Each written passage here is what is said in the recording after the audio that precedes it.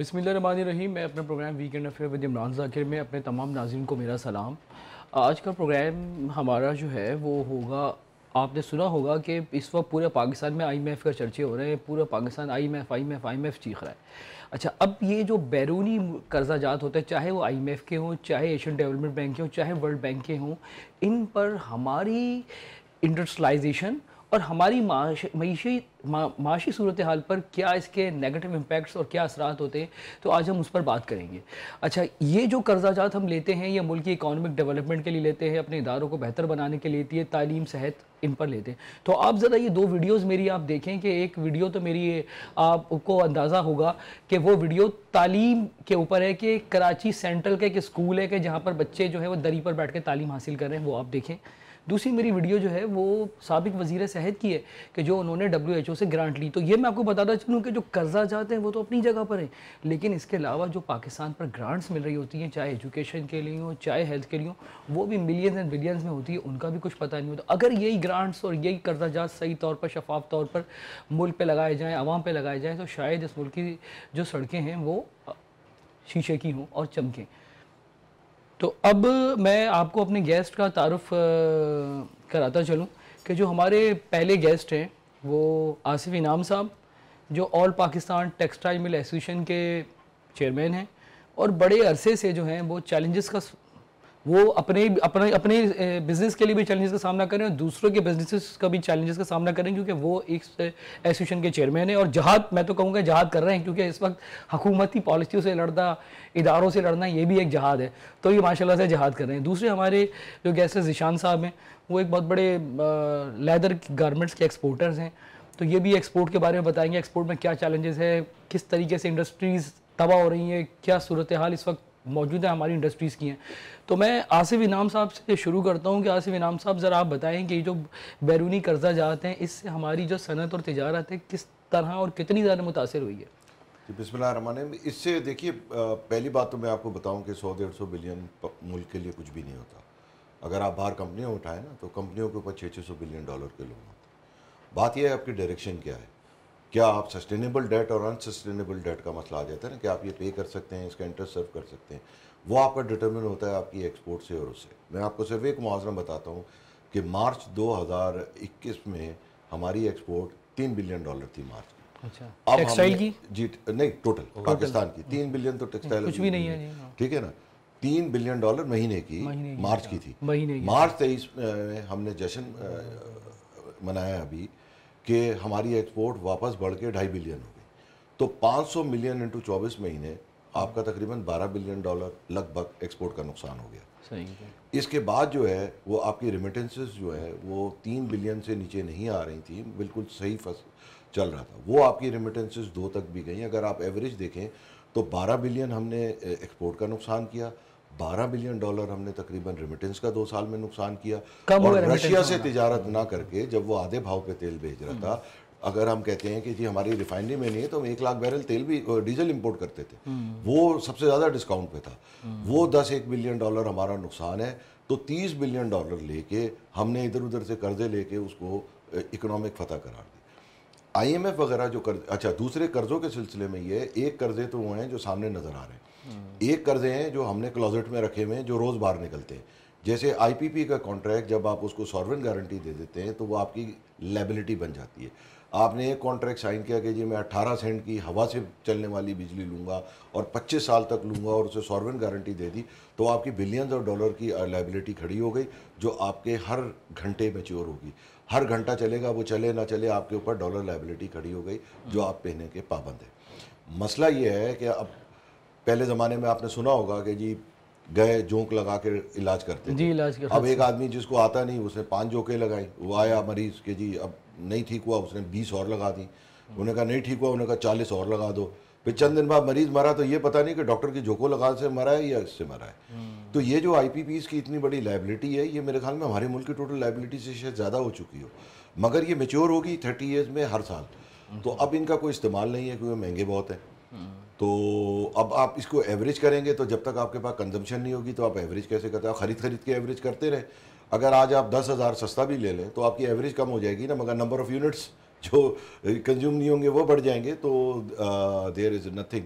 हमने अभी प्रेजेंटेशन दी थी, बल्कि कराची चेंबर को मैं दाद देता हूँ, उन्होंने बड़ी अच्छी प्रेजेंटेशन बनाई थी कि इंडिया में 4 सेंट है। तो उन्होंने, प्राइम मिनिस्टर वो शॉक्ड एंड उन्होंने उनसे पूछा अपना मेरे ख्याल में मिनिस्ट्री के इंडस्ट्री के लिए 4 यूनिट सेंट 4 सेंट है। तो उन्होंने बताया नहीं 4 नहीं है, कुछ जगह 4 है, कुछ जगह 6 है। अच्छा। तो वो हैरान गए कि 6 का 18 है हमारे मुल्क में। तो बात यह है कि उस 18 में फिक्स चार्जेस भी हैं, उस 18 में बेतहाशा चीज़ें हैं। और अब हम लोगों ने ये गलती की है सोलर लगाने की। मैं समझता हूँ कि जिसने इंडस्ट्री में सोलर लगाया बिजली पे, उसने गलत किया है। क्योंकि आपने 50 रुपये पे भी बंद हो जाना है, आपने 40 रुपये पे भी बंद हो जाना है। 50 रुपये की बिजली आप सोलर लगा के 40 भी कर लें तो भी आपने बंद होना है। बात यह है कि जब आप इंडिया से 3 गुना ज़्यादा महंगे हैं तो 10-20% सस्ती करने से कोई फ़र्क नहीं पड़ेगा। कंपटीशन ही नहीं कर सकते। हाँ, मतलब यानी इंडस्ट्री जो है वो, मैं समझता हूँ कि जो जितनी एफर्ट्स करेगा वो अपने उल्टा पैसे गरक करके अपनी इंडस्ट्री बंद करेगा। अच्छा जी, बंद तो होनी है। अब आप कितने एफर्ट, चंद के अलावा, मतलब लेट्स से कि 30% विनर होंगे, मतलब जहाज गिरता है उसमें 25 आदमी बच गए, वो उनकी नसीब होता है, लक होती है, बेटर प्लेस बेटर टाइम। इतना बड़ा हादसा हुआ था, एक साहब जिंदा बच गए थे ना, बीओपी के चेयरमैन प्रेसिडेंट जो भी, मतलब ये उसके लिए आप ये नहीं कह सकते कि जी ये अक्लमंद था, इसने ये सीट सेलेक्ट की, वो भी की।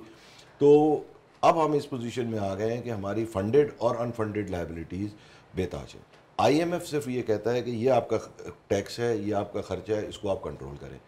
हम हमेशा बिजली गैस वगैरह पे फोकस करते हैं, वो नहीं कहते कि आप बिजली बढ़ाएं, हम कहते हैं हम बिजली बढ़ा देते हैं।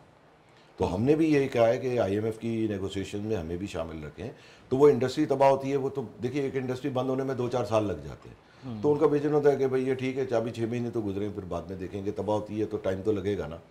अब मुझे लग रहा है कि जून के बाद आपका बहुत बड़ा धड़ाम करके जो है वो गिरेगा। जैसे दीमक खा रही होती है फर्नीचर को, खड़ा होता है, एकदम से फिर एकदम पता चलता है कि वो गिर गया सब कुछ। अच्छा। तो अब अगर आप गवर्नमेंट को ये कहें कि जी हम 30% सरकारी मुलाजिम फारिग करेंगे, तो अगली दफ़ा वो आपसे रिपोर्ट ये करेंगे कि इसमें से कितने फारिग हुए। वो ये नहीं कहेंगे कि बिजली का रेट। और तो ये बिजली और ये सारी डायरेक्शन 30% जो मुलाजिमा फारिग करेंगे ना, उनको आप रिटायरमेंट का पैसा, पेंशन और फ्रिंज बेनिफिट्स वगैरह रहेंगे भी तो रिटायर होंगे। तो हाँ, मुझे मैं एक मिसाल बता रहा हूँ, वो एक और बड़ा बर्डन होगा। I am not proposing anything, what I am saying कि जो आप तजवीज़ करेंगे वो आपको उसमें फॉलो करेंगे। तो easiest way is the tax on public. आप टैक्स बेस बढ़ने की भी बात करेंगे तो आप एंड ऑफ द डे फिर देखेंगे मौजूदा पे ही लग गया। तो ईजीएस्ट वे, जो चुंगल में फंसा हुआ है उसको और निचोड़ दो। सर, आपने अभी बात की टैक्स बेस बढ़ाने की। आपको पता है कि अभी ये लोग टैक्स बेस बढ़ा रहे हैं और टैक्स नेट बढ़ा रहे हैं और तमाम छोटे ताजिरों को ये लोग नहीं कर रहे, सीरियस नहीं लाने की कोशिश कर रहे हैं। There is no serious effort. इस मुल्क में आप brand new Land Cruiser as a non filer खरीद सकते हैं। अच्छा, खत्म हो गई बात। अब टैक्स बेस क्या बना रहे हैं आप? 17 करोड़ की लैंड क्रूजर खरीदने वाले से तो पूछ नहीं रहे तुम कौन हो। अच्छा। अब वो आप कह रहे हैं कि सीरियसली टैक्स पे छोटा ताजिर, अगेन छोटा ताजिर है ना बेचारा मजलूम, जो 17 करोड़ की लैंड क्रूजर नॉन फाइलर लेगा, वो छोटा आदमी नहीं होगा ना, तो उससे आप उसकी तरफ नहीं जाएंगे। जैसे हमारे मुल्क में ब्लैक इकोनॉमी भी बहुत है, आप छोटे ताजिरों को भी भाई उसमें कांट हमारी अंडर हुकूमत एस्टिमेट के छोटे ताजिर भी हमारे आपको मैं एक चीज़ पहले बता दूं कि ये ब्लैक इकोनॉमी का बहुत जिक्र है। There is not a black economy.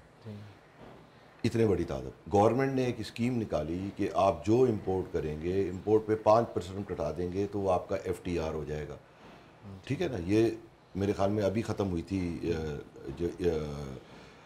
मेरे ख्याल में शायद जो ये PTI की गवर्नमेंट आई थी उसने ये ख़त्म की है। अच्छा। वरना उससे पहले ये था। अब आप 100 रुपये की चीज़ 10 रुपये में मंगा के उसका 5% दे दें, 100 का 100 पे 5।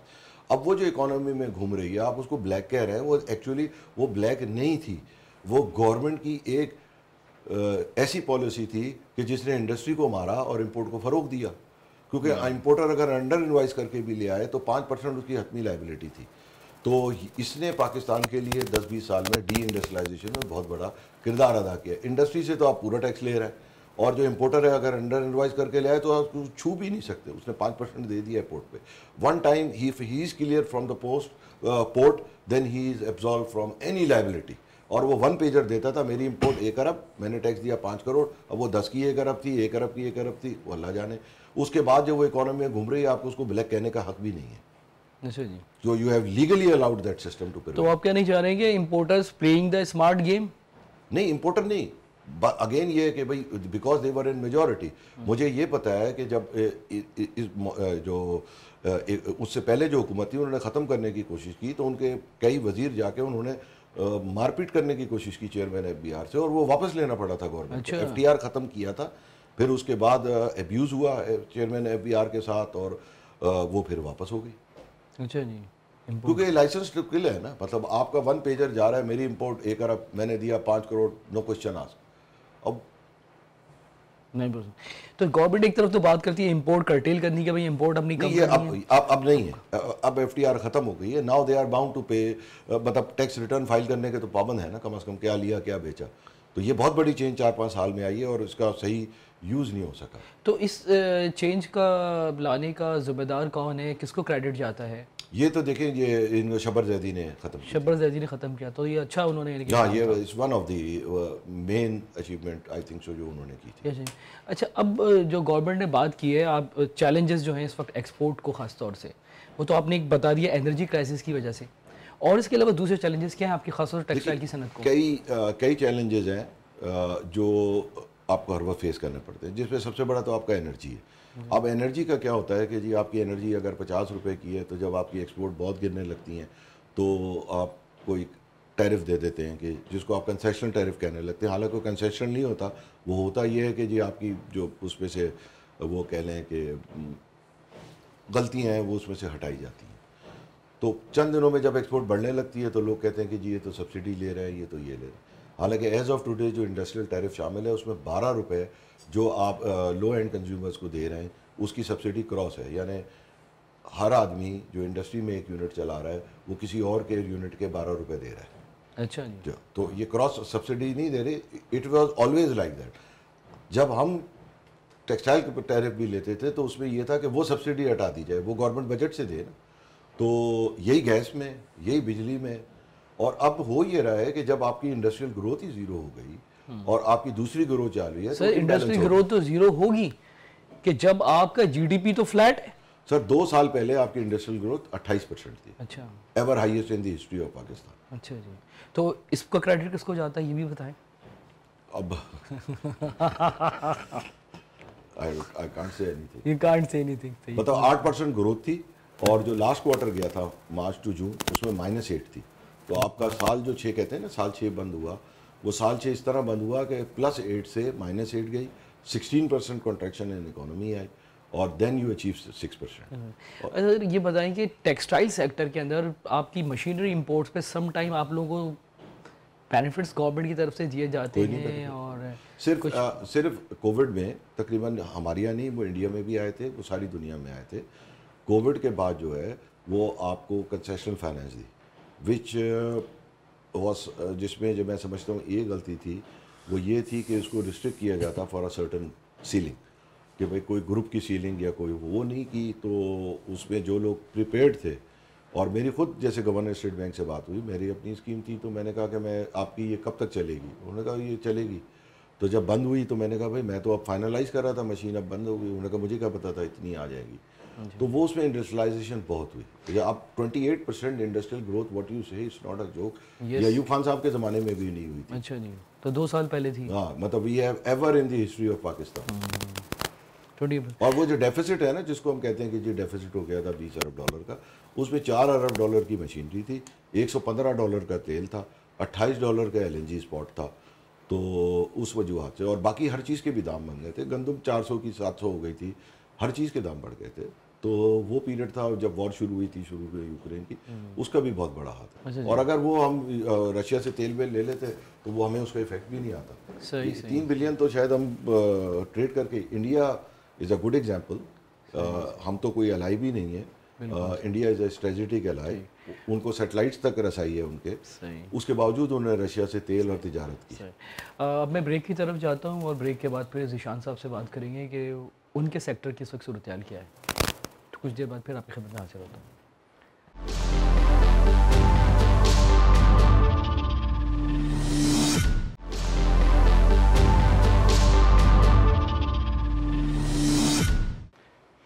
ज़ीशान हबीब साहब, आपका लेदर फिनिश्ड गुड्स एक्सपोर्ट है, तो आप बताएं कि आपकी इंडस्ट्री पर क्या मनफी असरात मुरतब होंगे, ये जो हमारे बैरूनी मुल्क कर्ज़जात होते हैं क्या हो रहे हैं, इस बारे में कुछ फ़ज़ाइल ख्याल करें आप।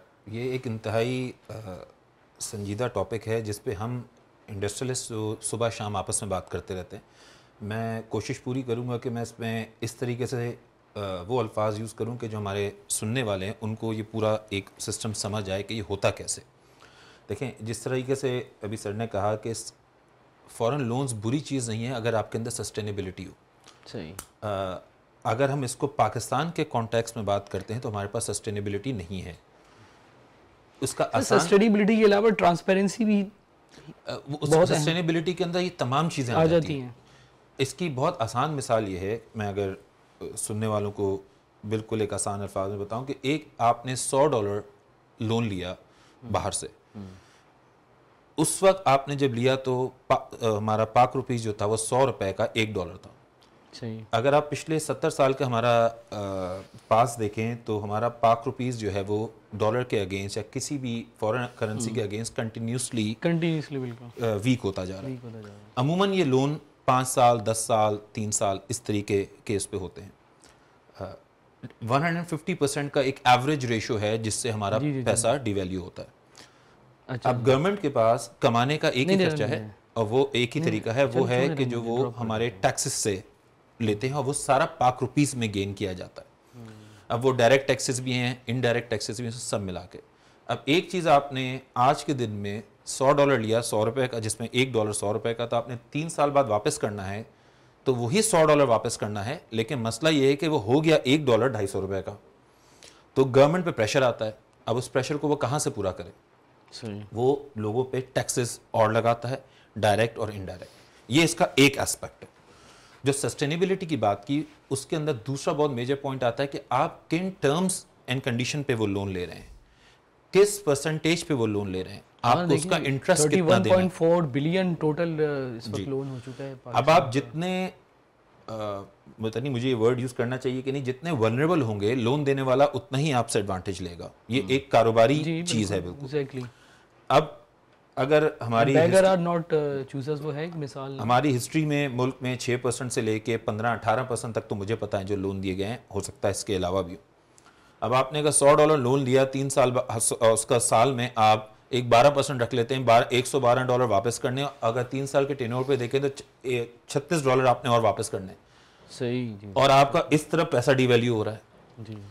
एक तो ये इसका एक ब्रॉडर पर्सपेक्टिव है। हाँ। अब इंडस्ट्री पे इस पे और आम इंसान पे इस पे क्या फ़र्क पड़ता है? देखें, मैंने तकरीबन आधी दुनिया घूमी हुई है माशाल्लाह, और ख़ास तौर पे वो ममालिक जो हमारे सामने पिछले 10-15 साल में बिल्कुल यहाँ से यहाँ आए। बिल्कुल, सिंगापुर में पानी भी नहीं होता है, पता है आपको? आप सिंगापुर तो बहुत आगे चले गए, मैं तो उन ममालिक की बात कर रहा हूँ जो हमारे पड़ोसी हैं।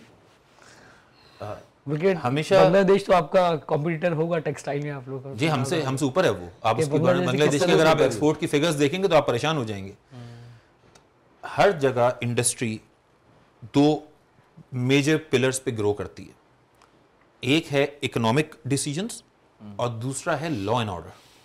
ये 2 चीजें बहुत लिंक हैं किसी भी इंडस्ट्री को ग्रो। आप फॉरेन इन्वेस्टमेंट छोड़ें, अगर ये 2 चीजें सही हैं तो आपकी लोकल इन्वेस्टमेंट और निकलना शुरू होगी। अच्छा, जब भी माशाल्लाह साहब लॉ एंड ऑर्डर पे काफी काम आप लोग कर रहे होते हैं ना, सीसीटीवी कैमरा, लेकिन सीसीटीवी कैमरा आप लगा के उनको दे रहे होते हैं कि जिन्होंने करना ही कुछ नहीं है, जिनके हाथ में सारा कंट्रोल है। अच्छा, उनमें से बेचते छूट जाते हैं, छूट जाते हैं क्योंकि सीसीसी को अभी क्रिमिनल एविडेंस का पार्ट नहीं बनाया। नहीं, अब वो हमारा बेसिकली सीपीके हमारा जो इदारा है वो 2020 में, उसकी मैं छोटी सी समरी देता हूँ ताकि आगे चलेंगे। 2020 में हमने, I am one of the founder member, और हम लोग उसमें पुलिस को फैसिलिटेट कर रहे हैं by smart policing. Our main domain is street crime, और इंतहाई इफेक्टिव काम कर रहा है वो। 9 कमांड एंड कंट्रोल हमारे कराची में चल रहे हैं, 8 अंडर कंस्ट्रक्शन है, और अगले साल के दिसंबर 2020 तक हम 40 मेजर जो पुलिस स्टेशंस हैं उनमें अपने कमांड एंड कंट्रोल बना चुके होंगे। और नो डाउट उसमें क्योंकि स्ट्रीट क्राइम का नंबर इतना ज़्यादा है इस वक्त कराची में कि अगर उसका 10% या 15% पकड़ा जा रहा है तो वो शो नहीं हो पा रहा। अच्छा जी। इससे पहले तो वो 2% भी नहीं पकड़ा जाता था। तो हमारे कैमरों की मदद से पुलिस बहुत सारे प्रॉब्लम सॉर्ट आउट कर रही है, क्रिमिनल्स को पकड़ रही है। वो अलग बात है कि हमारा जो जुडिशियल सिस्टम है वो बाद में फिर उन्हीं को 2 महीने बाद पता चलता है ये बंदा तो हमने 2 महीने पहले पकड़ा था, वो फिर बाहर वही वारदात कर रहा होता। सो कमिंग बैक टू हमारा जो ओरिजिनल टॉपिक है, तो इसमें फॉरेन लोन हमने अगर इसको ओवरऑल पाकिस्तान के कॉन्टेक्स्ट में डिस्कस करना है, क्योंकि हमारे पास सस्टेनेबिलिटी नहीं है, हमारी इकोनॉमिक पॉलिसी स्टेबल नहीं है। लॉ एंड ऑर्डर अल्हम्दुलिल्लाह शुक्र है पिछले 5, 6, 8 साल में बेहतर हो गया, वरना उससे पहले तो जो डिजास्टर था वो पूरी दुनिया को पता है। लेकिन इकोनॉमिक पॉलिसीज को जब तक आप गवर्नमेंट टू गवर्नमेंट जो पास हो रहा है स्टेबिलिटी नहीं देंगे, बिजनेसमैन का कॉन्फिडेंस डेवलप नहीं होगा। इसकी मैं मिसाल ये देता हूँ, फॉरेन इन्वेस्टमेंट तो आप बाद में लेंगे। अब मेरा एक यूनिट है, अगर मुझे दोनों चीज़ें ये नज़र आ रही हैं तो मैं दूसरे पे जाऊँगा, तीसरे पे जाऊँगा, मैं इंटरनली अपनी इन्वेस्टमेंट्स लाने की कोशिश करूँगा। इसके अलावा जो मुल्क के पॉइंट ऑफ व्यू से अगर आप देखते हैं, जिस तरीके से सर ने भी कहा, $28 बिलियन की एक्सपोर्ट, 2 साल पहले 30 बिलियन डॉलर की फॉरेन रेमिटेंस हमारी जो 3 बिलियन पर मंथ दोनों वो चीज़ें। तकरीबन अप्रोक्सीमेटली 6 बन जाते हैं। लेकिन हम ये भूल जाते हैं, एक बहुत इंटरेस्टिंग पॉइंट है सर, उसको सेकंड करेंगे, 28 बिलियन की एक्सपोर्ट पे हम कितना बड़ा इंपोर्ट बिल क्रिएट करते हैं, ये कोई बात नहीं करता। क्योंकि हमारे एक्सपोर्ट के जो मेजर रॉ मटेरियल्स हैं, केमिकल्स, यहां तक के जिपर्स जो जूते में आइलेट्स लगते हैं, वो सब इंपोर्ट होता है। मैं 2024 में पहली दफ़ा अपने पड़ोस मुल्क गया जब, तो मैं ये देख के हैरान हो गया कि उनकी सपोर्ट इंडस्ट्री कितनी स्ट्रांग है। सपोर्ट इंडस्ट्री का मतलब ये है कि अगर मेरी टेक्सटाइल गारमेंट या लेदर गारमेंट फैक्ट्री है, तो आज भी मैं उसकी जिपर जो एक छोटा सा कंपोनेंट है, मैं आज भी उसको इंपोर्ट कर रहा हूँ। वो 2004 में खुद बना रहे थे, तो दैट्स अ सपोर्ट इंडस्ट्री। इसी तरह जो केमिकल्स थे वहाँ पे वो खुद मैन्युफैक्चर हो रहे थे। इसमें एक जो बहुत इंपॉर्टेंट पॉइंट और सीखने वाला है वो ये है, फॉरेन लोन्स के बजाय अगर आप foreign investments in terms of JVs करें, are you talking about FDIs? मैं अभी private sector, private public sector की बात कर रहा हूँ। अच्छा जी। जिस तरीके से हमारे पड़ोसी मुल्कों ने किया है, उसमें बहुत मेजर एक इम्पैक्ट जो आता है वो ये आता है कि हमेशा आपका एक लोकल पार्टनर क्रिएट होता है जेवी के अंदर, परसेंटेजेस सेट होती हैं, और उस इदारे को बहुत ज़्यादा कामयाब करने में लोकल और इंटरनेशनल पार्टनर दोनों सपोर्ट कर रहे होते हैं। जॉब्स क्रिएट होती हैं। इसमें अगर आप टेक्सटाइल के हवाले से देखें तो बहुत बड़े बड़े टेक्सटाइल के ब्रांड्स हैं जिन्होंने बांग्लादेश के अंदर जेवीज की हुई हैं। बिल्कुल, थाईलैंड में, वियतनाम में। अब जब स्ट्रेस आया कोविड की वजह से, तो एक ब्रांड है जो $10 बिलियन का माल खरीदता है, उसने अपने तमाम यूनिट्स दुनिया में कम किए, अपने वाले यूनिट को प्रोडक्शन कम नहीं होने दी। द रीजन बीइंग उसका अपना स्टेक लगा हुआ था वहाँ। इसी से आपकी एक्सपोर्ट बढ़ती है। जब जेवी होता है ब्रांड्स के साथ, तो वो उनका मकसद, उनका भी ध्यान ज़्यादा ये होता है कि अपनी फैक्ट्री में प्रोडक्शन ज़्यादा कराएं। तो जब वो होता है तो एक्सपोर्ट की फिगर्स आपकी बढ़ती हैं।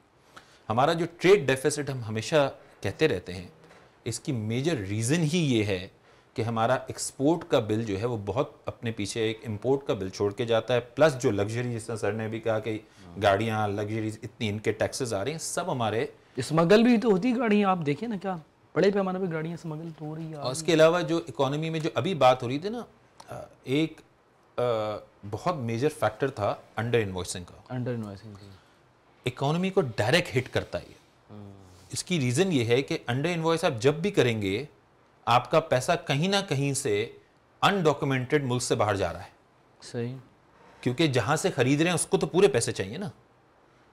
इस पे गवर्नमेंट ने जोर देना शुरू किया था, जिस तरह सर ने फरमाया, और वो बिल्कुल सही डायरेक्शन में जा रहे थे। लेकिन अब भी पहले से बहुत बेहतर है, लेकिन पिछले, अगर मैं कहूँ 5-6 साल पहले से, 5-6 साल से पहले वो बहुत एक वर्स पोजीशन में था कि $1 की चीज़ जो है इम्पोर्टर वो 40 सेंट की इन्वॉइस इंपोर्ट कर रहा है, अपनी ड्यूटीज़ बचा रहा है, और बाकी 60 सेंट वो बाहर से तो जिससे खरीद रहा है उसको तो भेज ही रहे हैं ना। अब वो किन चैनल से भेज रहे हैं हम सबको पता है। सही है जी। तो इस पर गवर्नमेंट ऑफ पाकिस्तान ने, यानी स्टेट बैंक ऑफ पाकिस्तान ने एक डिपार्टमेंट भी बनाया है अभी इन्होंने, तो उसकी हेड है, आई थिंक लुबना मलिक साहिबा है आपके इल्म में, जो यही चीज़ों को देख रहे होते हैं और उसके खिलाफ फिर वो इन्वेस्टिगेशंस कर रहे देखें, हमने एक जुमला सुना है ना, when there is a will there is a way. जी। अगर गवर्नमेंट सीरियसली करने पे आ जाए सही। तो 2 साल के अंदर कर सकती है। ये भी मैं ज़्यादा टाइम बता रहा हूँ आपको। सही। जिस तरीके से अभी सर ने फरमाया कि एक बंदा लैंड क्रूजर, कोई लॉजिक नहीं बनती कि एक आपने 2 चीज़ें रखी हुई हैं, फाइलर और अनफाइलर, तो आप उसको नॉन फाइलर को तो अभी भी डिस्करेज कर रहे हैं, लेकिन उसको बैन नहीं कर रहे। भाई उसको तो आपको फाइलर के नेट में लाना चाहिए ना, कि ये दो हमने अलग अलग क्यों बनाए हुए हैं। सही जी। तो हम जैसे जो एक्सपोर्टर्स हैं या बिजनेस कम्युनिटी वाले लोग हैं, हमारा तो टैक्स सोर्स पे ही कट जाता है। अब देखिए ना, यहाँ पर जो पेट्रोल माफिया है और जो आपका ये ऑटो माफिया है, तो उससे तो गवर्नमेंट जो है बहुत ज़्यादा, आपको पता है कि घबराती और डरती है कि मैं आपको इसकी एक बड़ी, मैं इस आप पे ये आ ही रहा देखिए ना था। कि हमारे मुल्क में ई व्हीकल्स अभी तक इंट्रोड्यूस नहीं हो पाई हैं सही से। सिंध में तो खास तौर से कुछ भी नहीं हो पाया। आप अगर सिर्फ ऑटोमोबाइल, आपका मुल्क पूरा तबाह हो गया इस क्लाइमेट चेंज इफेक्ट्स की वजह से। आप सिर्फ ऑटोमोबाइल इंडस्ट्री को उठा लेना, जो मैं जेवी की बात कर रहा था, हमारे पड़ोस मुल्क में जेवीज हुई ऑटोमोबाइल इंडस्ट्री में। हमारे मुल्क में लेट 80s अर्ली 90s में हुई जो 3 मेजर कार मैन्युफैक्चरर्स थे। आपको ये सुन के हैरानगी होगी कि उनके साथ जो एग्रीमेंट था वो ये था कि पहले साल में 80% इंपोर्ट होगा, 20% यहाँ बनेगा और गाड़ी असेंबल होगी। 5वें साल में वो रेशो उल्टा होना था, जो आज तक नहीं हो सका। वो रेशो आज भी नहीं आया। आज भी, साथ अच्छा, आज भी हम गाड़ियों के पार्ट्स मंगा के असेंबल कर रहे हैं और डोमेस्टिकली 20-25% से ज़्यादा नहीं बना रहे। India did the same strategy. वहाँ पे 5वें साल 10% सिर्फ इंपोर्ट होता है, 90% लोकल इंडस्ट्री उनके पार्ट्स बना रही है और वो गाड़ी बना के असेंबल कर रहे हैं और बेच रहे हैं। और मज़े की बात है कुछ जर्मन ब्रांड तो इंडिया से एक्सपोर्ट भी हो रहे हैं। तो और एक्सपोर्ट कितना हो रहा है इंडिया से? मुझे एग्जैक्ट फिगर नहीं बिलियंस ऑफ पता, डॉलर, लेकिन बिलियंस ऑफ डॉलर की के एक्सपोर्ट हो रही है ऑटोमोबाइल। ऑटो पार्ट्स, हमारे यहाँ तो बिल्कुल ही एक्सपोर्ट ना होने के बराबर है। गाड़ियां ऑटो बनाते ही नहीं तो इटसेल्फ करेंगे एक्सपोर्ट क्या? हो रही है। ऑटो पार्ट्स के अलावा व्हीकल एक्सपोर्ट हो रही है इंडिया से। जिस तरह जर्मन ब्रांड मैक्सिको से यूएस से, मैक्सिको में फैक्ट्री होती है, यूएस से एक्सपोर्ट करते हैं, सब यहाँ इंडिया से भी एक्सपोर्ट हो रही है। तो बात ये कि policy banana is one thing, उसको इम्प्लीमेंट कराना is the most important thing. जो हाँ इम्प्लीमेंटेशन पे आके हम हमेशा वीक हो जाते हैं। और यही रीज़न है कि ये जो हमारा मेन टॉपिक है कि जो लोन्स पे लोन्स हम लिए जा रहे हैं, जिसमें सारे फैक्टर्स इन्वॉल्व हैं। करप्शन, सिंसियर नहीं है लोग। मैंने जिस तरह पहले बोला, when there is a will there is a way. आज सिंसियरिटी आ जाए, 2 साल 4 साल के अंदर हमारा मुल्क वापस ट्रैक पे आ सकता है। लेकिन अनफॉर्चुनेटली अल्लाह ताला का एक निज़ाम है कि सिंसियरिटी हमेशा टॉप मैनेजमेंट से नीचे आए तो ये इफेक्टिव होती है, नीचे से ऊपर पे नहीं होती। Rotten from the head, fish rot from head. मतलब आप फिश का सर देख लेते हैं, सर खत्म है तो बस बाकी मछली देखने की जरूरत नहीं है। पाकिस्तान का ऐसा ही है। चाइनीज प्रोवर्ब है ये। आसिफ इनाम साहब, अभी आप बात कर रहे थे ऑयल इंपोर्ट की, और जो हमने रशिया से नहीं की 2 साल पहले, तो उसकी जो वजूहत थी आपने भी बताया कि वो हमारे पास रिफाइनरीज काबिल नहीं थी। नहीं, हमारे पास सब कुछ था, मतलब हमारे में तो ये नाहिली थी ये हमारे डिसीजन मेकर्स की। आप ये कह उस वक्त के प्रेशर से, मतलब फॉरेन प्रेशर से, फॉरेन प्रेशर्स नहीं थे। देखिए, आप जब प्रेशर लेना शुरू कर देते हैं, देयर इज नो एंड। मैंने आपको बताया कि गैस जो है सन 2011 में अमेरिका की सैंक्शन लिस्ट में ही नहीं थी। America has sanction Iran oil not gas, but हम पे प्रिवेल किया उन्होंने। ये सब गलत है कि गैस की गैस तो अब चूंकि हमने ऑयल और गैस नहीं ली तो अब वो शेर हो गया, वो जो भी है। अब तो हर आदमी हमें डरा रहा है, बस अब तो जिसकी मर्जी होती है हमें डरा देता है। अब ये मैं आपको बताऊं कि देखिए, हम लोग खुद होते हैं एम्बेसडर। आप मुझे बताएं कि वियतनाम में टेक्सटाइल इन्वेस्टमेंट कितना है?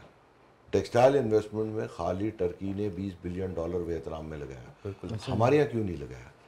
टर्की ने $20 बिलियन जी, ये मिनिमम ही बताने से ज्यादा ही होगा। नहीं, एक कंट्री का $20 बिलियन आया। हमारे यहाँ सिवाय एक आईपीपी के कोई इन्वेस्टमेंट ही नहीं आता। आज भी आईपीपी कर लेंगे लोग, क्यों? लंदन, आपकी सॉवरेनिटी उसके साथ खत्म होती है। सॉवरेनिटी की डेफिनेशन है आपका रूल ऑफ लॉ। लॉ कौन सा चलेगा कि जो आपने कॉन्ट्रैक्ट कर लिया, और London jurisdiction, court London, currency dollar, ये हेजबॉन होते हैं ना। जो आप सॉवरेनिटी की डेफिनेशन गूगल करके देख लें, आपको सब मिल जाएगा। सॉवरेनिटी की आपने सारी सॉवरेनिटी सरेंडर करके वो उसमें आपका पैसा आ जाता है। अब आप स्पेशल जोन बने थे SIC। अब ब्रेक की तरफ जाते हैं, ब्रेक के बाद फिर कंटिन्यू करेंगे आसिफ इनाम साहब के डिस्कशन से।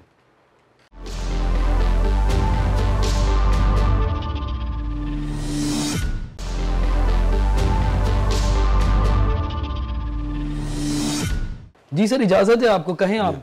नहीं, वो ये पूछना चाहता है, ब्रेक है ना? नहीं, मैं अभी ब्रेक नहीं शुरू हो मैं गया। आपको बताता हूँ कि जब ये FTR थी ना, तो हवाले हुंडी के पैसे वो अपने जिस अकाउंट से इंपोर्ट करते थे उससे देते थे।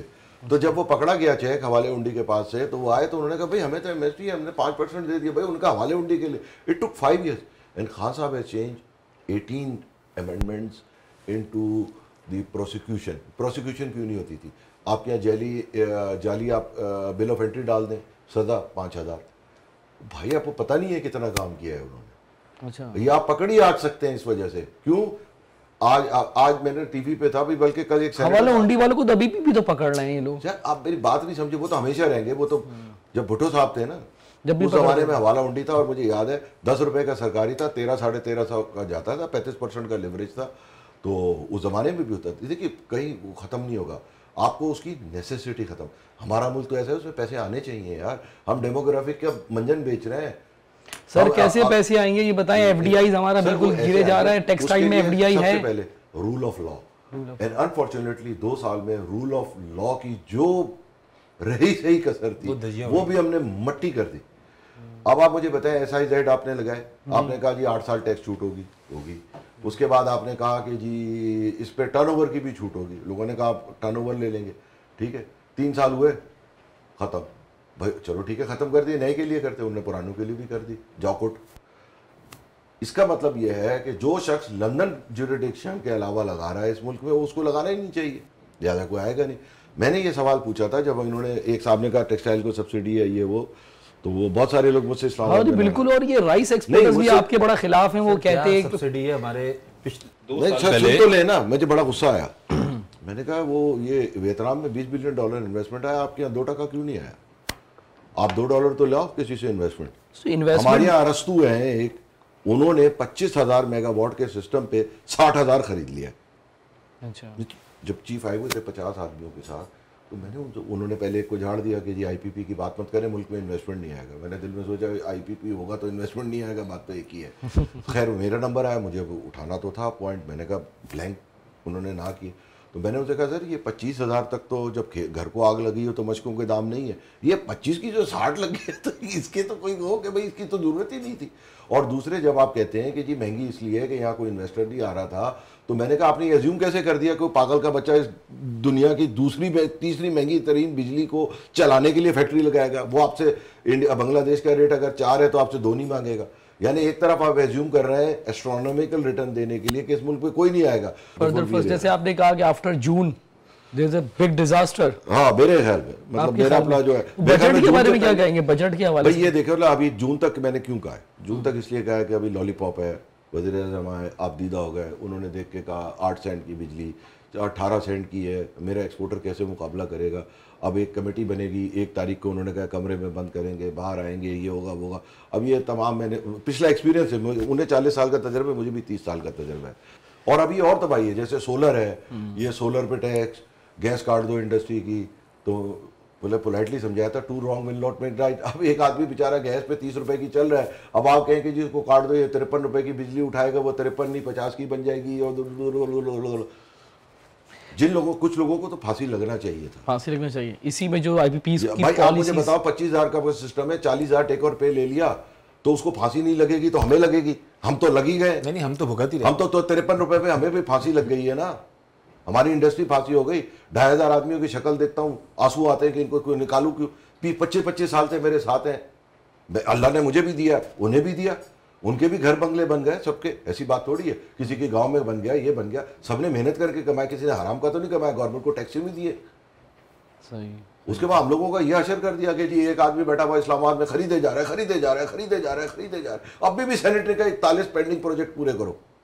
अच्छा, यही IPP के हाँ पावर के, हाँ, Tier 1 Tier 2। और अब एक साहब ने हल बताया कि फौरन 4 सेंट के हम 10,000 मेगावाट और खरीदे। मैंने कहा भाई आप 1 सेंट भी खरीदोगे वो तो आपके पेमेंट में ही जाएगा, आपकी एवरेज कम होगी, पर बिकेगा तो एवरेज कम होगी। ये मैं आपको बताऊं कि अभी डैनिश एम्बेसडर आए थे पाकिस्तान, और वो इस सिलसिले में आए थे। मलका का भी है एक IPP जी, मलका का भी एक IPP है। अच्छा, मलका ने भी लगाया IPP, टेक्सटाइल में नहीं आई वो, तो भी ऐसे ही लोगों के IPPs होंगे जनाब। नहीं वो उन्होंने ओबलाइज करके ले लिया होगा, वो कमीशन नहीं देनी पड़ी होगी। देखिए CNG पंप्स भी मुशर्रफ साहब के जमाने में ब्लू आई, CNG पंप देखो उस जमाने में ब्लू आई। मैं आपको बताऊं CNG पंप में कोई खराबी नहीं थी। अच्छा, अगर आपकी जब मुल्क में नहीं है गैस, इसलिए सर उसका जिम्मेदार आपके इफ्तिखार चौधरी है जी। अच्छा, इफ्तिखार चौधरी 1200 मेगावाट का मशल 1 लग रहा था, 1200 MMFD का, उसने स्टे दिया, उसने कहा ये नहीं लगेगा। प्लीज हाँ, मतलब आप don't blame the devil who was there. उस मशल को स्क्रैप किया और वो ऑन ग्राउंड था और $1 बिलियन पे था। जितने कम किराया दे रहे हैं ना उसका आधे पे वो पूरा प्रोजेक्ट अपना जाती लग रहा था पाकिस्तान का, अच्छा। With ground storage of 1 billion cubic feet, जो आपकी सर्दियों में आपकी गैस शेडिंग भी खत्म कर देता। अच्छा, तो उन्होंने रखने नहीं मशल 1 2 3 उन्होंने स्टे दे दिया ना। अच्छा, उन्होंने स्टे दे दी। देखो जब एक तरफ तय हो गया मुशर्रफ को निकालना है तो उसका हर काम का स्टे खत्म। मशल है नहीं लगा, उसके बाद किराए का, अब हर चीज किराए की, ये जहाज भी किराए के, किसी दिन किराया नहीं देंगे चले जाएंगे। पीआईए के नहीं, ये जो आपके वो लगे हुए हैं, जो जहाज रीगैसिफिकेशन के, कौन से वाले, जो लिक्विड आती है और आप उसको गैस को करके पाइपलाइन में डालते हैं, वो किराए के हैं। अच्छा जी, अच्छा जी, ये नहीं पता आपको? जी जी जी नहीं, हमें पता है, समझ गया जी। बहुत सी चीजें अब आप कहेंगे भाई आप इतने होशियार क्यों हैं, आपको कैसे बहुत सी चीजें पता? छुपाई अब आपको मैं बताता हूँ। हमारे चचा अल्लाह उनकी मगफरत करे, उन्होंने कहा था बेटा दिमाग उसका चलता है जिसका पैसा लगाओ। तो हुआ ये है कि जब हमें बिल आता है, जब आप इसकी कैलकुलेशन करते हैं ना, हमारा पूरा एक डिपार्टमेंट, एक चार्टर्ड अकाउंटेंट दफ्तर में बैठा है, वो हर एसआरओ को स्टडी करके बताता है कि जी अब आने वाली मुसीबत क्या है। तो आपका जब एलएनजी का इसकी चार्जेस बढ़ जाते हैं, ये 80 पैसे हो जाते हैं। अगर ये आपका यूटिलाइज, अगर ये 100 पे यूटिलाइज हो तो सिर्फ आपको $3 चार्ज कर लेंगे कि किराया था आपका 100 का माल है, अब किराया आप पूरा दें। अच्छा जी, अच्छा। अगर ये फुल यूटिलाइज होगा तो आपका वो कम होता, हम उससे पकड़ लेते हैं कि यूटिलाइजेशन कितनी। सही जी, सही सही। अब मैं अपने प्रोग्राम को इख्तिताम की तरफ लेकर जाता हूँ और इस उम्मीद के साथ कि पाकिस्तान के ऊपर जो इस वक्त कर्जाजात हैं IMF के, सिर्फ वो 31.4 बिलियन डॉलर्स हैं। हर पाकिस्तानी 2,82,000 का मकरूज़ है इस वक्त। अब लेकिन ये सोचना चाहिए हमारी हुकूमतों को और डिसीजन मेकर्स को, पॉलिसी मेकर्स को, इस्टेब्लिशमेंट को ख़ास तौर से, कि ये कर्जाजात जो इतने बड़े पैमाने पे मुख्तलिफ़ इदारों से लिए गए हैं, इनके मशवरा देने वाले लोगों के क्या मफादात थे, इन कर्जाजात को लेने वालों के क्या मफादात थे, और जिन लोगों ने ये कर्जाजात लिए, वसूल किए और ख़र्च किए, उनकी भी इंक्वायरी होनी चाहिए, उनकी भी इन्वेस्टिगेशन होनी चाहिए कि ये मुल्क पर तो लगा नहीं है और हालात वहीं के वहीं। ग्राउंड रियलिटीज़ मैंने आपको अपनी 2 डॉक्यूमेंट्री में दिखाई कि हमारे यहाँ ग्राउंड रियलिटीज़ इस वक्त मुल्क की क्या चल रही है, कि किसी भी सेक्टर में कोई डेवलपमेंट नहीं हुई है। तो मैं एक हुकाम वाला से अपनी ये क्लियर फरियाद भी करूँगा, ये दरख्वास्त भी करूँगा कि पाकिस्तान में फूड सिक्योरिटी और ला कानूनियत के 2 मसले इतने बड़े हैं कि अगर ये हल नहीं हुए तो ये मुल्क तकरीबन सिविल वॉर की तरफ जा रहे हैं। और अगर आप लोग सिविल वॉर को रोकना चाहते हैं तो इन 2 मसलों का आप हल निकालें। आप ये देखेंगे पाकिस्तान सेल्फ सफिशिएंट नहीं है चावल में, लेकिन आपने अपना सारा चावल एक्सपोर्ट कर दिया, आपने अपना प्याज सारा एक्सपोर्ट कर दिया कि प्याज इस वक्त 250 रुपये जो है किलो हो रही है। हालांकि आपने 2 महीने पाबंदी लगाई हुई है प्याज के ऊपर। टेडैब ने मुझे बताया, जुबैर मोतीवाला ने, कि हमने 2 महीने की पाबंदी लगाई, लेकिन आप ये बताएं कि क्या इस पाबंदी लगने से प्याज का रेट कम हुआ है? नहीं हुआ, क्योंकि ज़ख़ीरा अंदोज़ी हद से ज़्यादा इस मुल्क के अंदर है। इसके अलावा कोई चेक एंड बैलेंस नहीं है। जैसा कि आसिफ इनाम साहब ने कहा था कि जब तक रूल ऑफ लॉ नहीं होगा तो ये तबाहियाँ मचती रहेंगी और डिज़ास्टर आएंगे।